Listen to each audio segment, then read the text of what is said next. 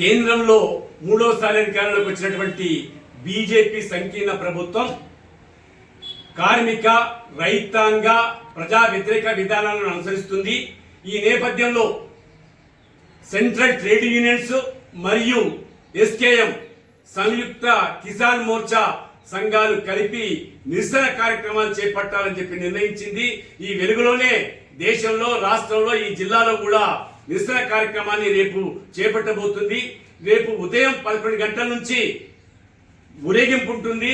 ధర్నా చౌక్ వరకు చేరుకొని అక్కడ సభ కొనసాగుతుంది. దీన్ని జయప్రదం చేయాల్సిందిగా కార్మిక వర్గానికి విజ్ఞప్తి చేస్తున్నాం. ఈ వెలుగులో కార్మికులకు వ్యతిరేకంగా 4 కోడ్లను తీసుకొచ్చింది. ఈ కార్మిక వర్గం పోరాడి సాధించుకున్నటువంటి చట్టాలను కాలరాస్తూ 4 కోడ్లు తీసుకొచ్చి కార్పొరేట్ సంస్థలకు సేవ చేయడానికి పూనుకుంటుంది. ఇది చాలా అన్యాయమైనటువంటిది. కనుక ప్రజలంతా, ముఖ్యంగా కార్మికులు, రైతులు, ప్రజలంతా కూడా పాల్గొని జయప్రదం చేయాల్సిందిగా టీయూసీఐ రాష్ట్ర కమిటీగా విజ్ఞప్తి చేస్తున్నాం.